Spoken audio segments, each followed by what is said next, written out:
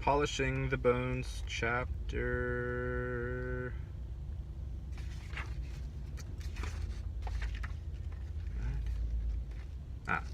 chapter 8.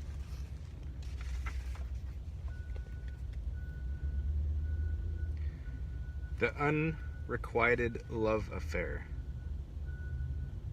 Requited? I don't know how to say that word. I don't think I've ever said that word in my life. Okay. I think it's requited.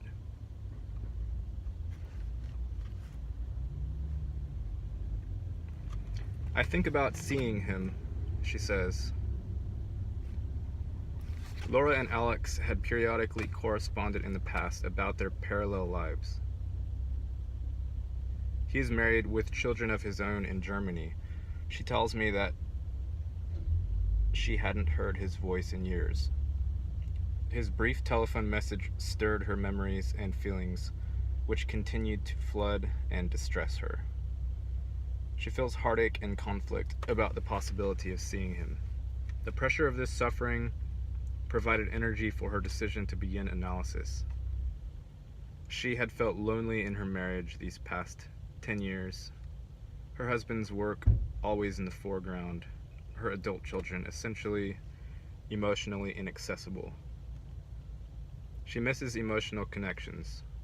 Her small, extended family and close friends are busy with their own needs and lives. Many live far away.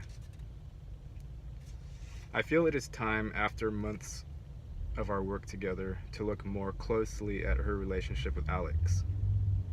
I want to learn more about him and ask her questions. Alex and I carried on phone conversations for nearly a month after his initial call, Laura says. I'm realizing that Laura chose not to speak of their ongoing telephone relationship in our early months of analysis.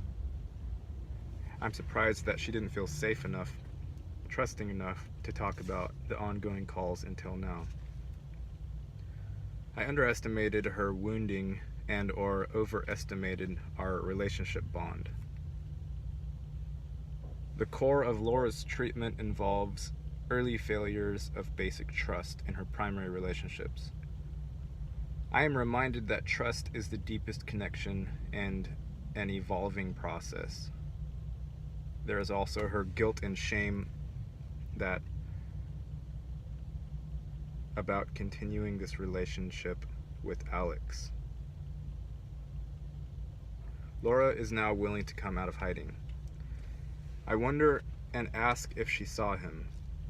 Laura responds, no.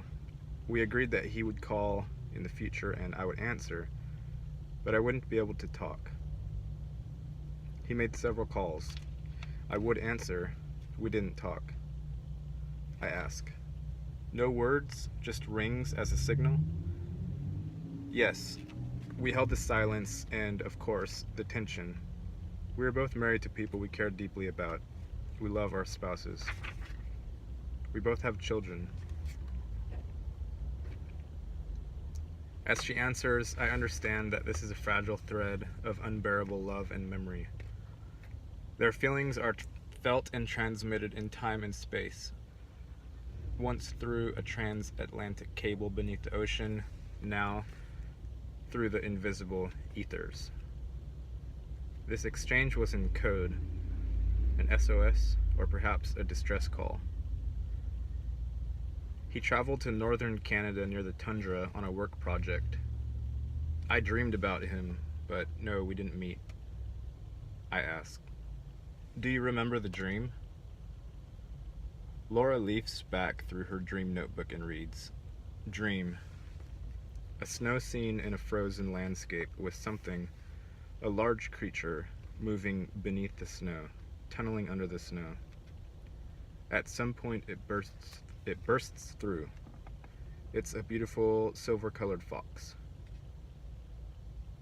Laura focuses on the scene, the beautiful animal and its crafty, surprising way of moving.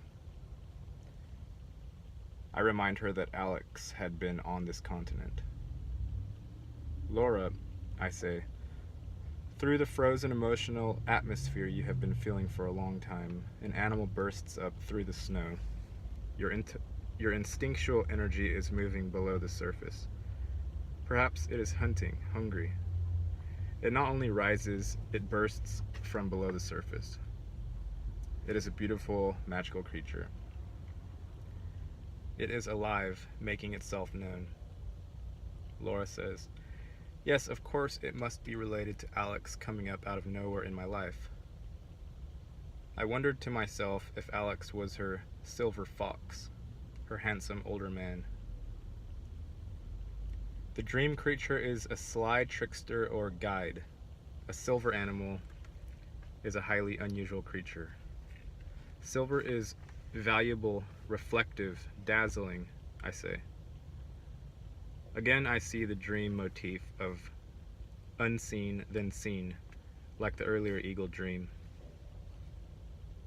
The dynamic and painful tension of the first and subsequent calls from Alex in the early months of Laura's therapy now opens a floodgate of unfrozen feelings.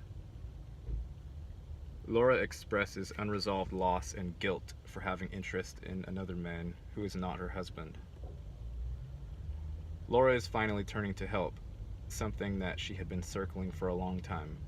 She's taking the risk of bursting through the winter of her emotional life. Out of consciously bearing suffering and tension, a profound relationship with herself, her soul is being born anew. In other words, she held the emotional tension rather than acting out. We never know ahead of time what can emerge if we bear the tension of waiting. She loves this man, and she loves her husband. The emergent possibility becomes the unexpected third possibility, here symbolized by the fox, a wild, vibrant, beautiful animal. Not one man or the other, but a different choice, a symbol of self. By turning her attention and energy inward and honestly owning herself as a woman, her history and her dreams, she is creatively choosing a path that offers the containment of an analytic relationship. She seems to be choosing herself. The silver fox is part of Laura's emergent, visible soul. The analysis moves on intensively week after week. Due to her long commute, I arrange for extended sessions in the late afternoon and the following morning. Laura continues to share her childhood memories and voice her neglected needs. She moves into and through many emotional experiences and reports feeling relief while in sessions. I note to myself that she's often home alone while Eugene is away working out of town. Laura says she is speaking with family and friends with more honesty and is realizing how hard it is for her to say no to others' demands and requests. She literally practices interactions and saying no to others by role-playing with me and at home using an audio recorder. I encourage her to create a dance with her aggressive energy, which she does at home alone, too shy or afraid to share this in person. She seeks and begins attending a class.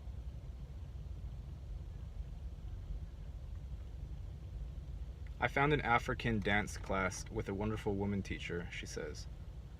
I can just be me, moving alone in a group with drumming music. I can feel my belly, my body. These are really good feelings. New experiences and new people are refreshing and vitalizing to her life. Dreams continue. She records them with self-discipline. In any one session of Laura's analysis, we talk about many feelings, dreams, many relationships, and stories of the present and the past.